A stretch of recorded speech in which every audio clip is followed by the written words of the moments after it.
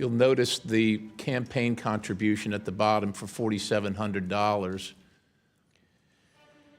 And then the $250 million fraud scheme associated with said individuals.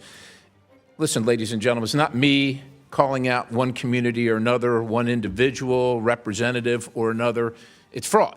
This situation should be an opportunity to take a deep look at the programs and improve their oversight abilities, not an excuse to cut them entirely. If we care about the most vulnerable, if we care about the most marginalized, this is an opportunity to do so, and I welcome us to actually do that one day. Thanks, I yield back. Ms. Lee, the IGs are hired to identify fraud. They haven't identified fraud. The IGs have failed. But anyway. You all have failed. No, you all continue to fail. We've done nothing. You've had the gavel, Mr. Comer. We barely do hearings on anything that actually affects change. You have power here, and yet you don't do anything. Yes, he actually initiated this, sir, but thank you so much for your opinion. You have failed. I yield it back. Chair recognizes Mr. Perry from Pennsylvania for 5 minutes. Thank the chairman. And I'd just like to point out to everybody that at this very moment, we're going to consider an appropriations bill that had an earmark in it for $1 million for another Somali-led organization whose family has ties and convictions to ISIS and fentanyl-related addiction. And I think it's very difficult to just, for all of us to determine what's legitimate and what's not. But I would just ask if the committee will play the video that Mr. Crane had referred to for me at this time.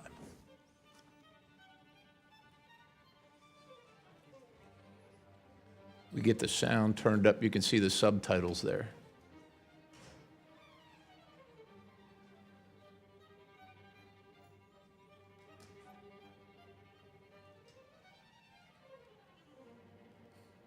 If you'll notice the campaign contribution at the bottom for $4,700,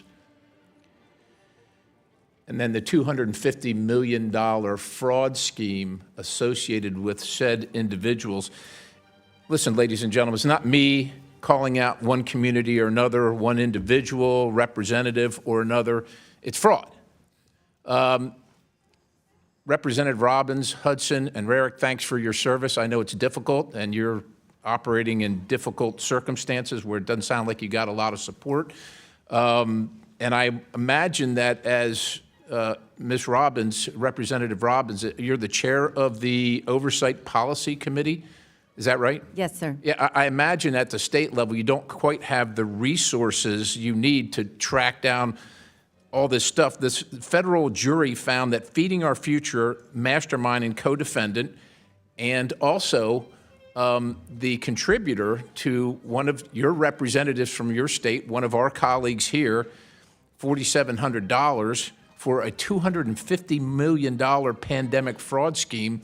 Like, you don't probably have the resources to find that kind of stuff. It's massive, right? And I suspect, as someone who, you know, you serve at the pleasure of your constituents who want to see you elected and contribute to you, a $4,700 campaign contribution for a $250 million of, I guess, spending at the federal level is a pretty good investment for people. We're not here to pick on anybody, but I will tell you, I think the American people are particularly affronted when their goodwill is returned by stealing their hard-earned money. I just want to, if you can comment on that particular case, this Feeding Our Future, and the fact that these folks pled guilty to $250 million, and then connections to the political operation in your state, which is dismantling your state.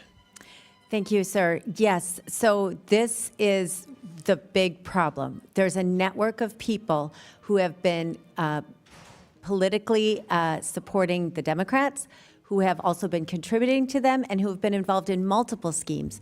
So a woman who is in this child care group, the Minnesota Minority Child Care Association, Ikram Muhammad, she was later indicted in the Feeding Our Future scandal, as was her brother and her mother, and I believe a sister. And so it's a network that functions in our state that we have to get a handle on. And then one of the people indicted in that case for Feeding Our Future for money laundering $1.1 million, then they used that same company, shell company they did the money laundering with, to buy property for an assisted living facility after they were indicted.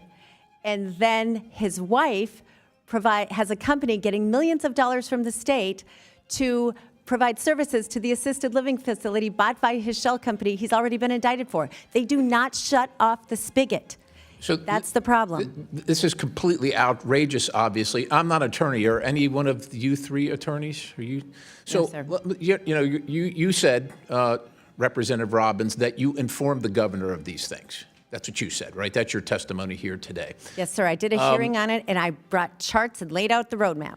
So there are crimes of commission and crimes of omission. So if the governor didn't actively be involved in this fraud, that would be a crime of commission. But if he knew about it and didn't do anything about it, would you consider that a crime of omission?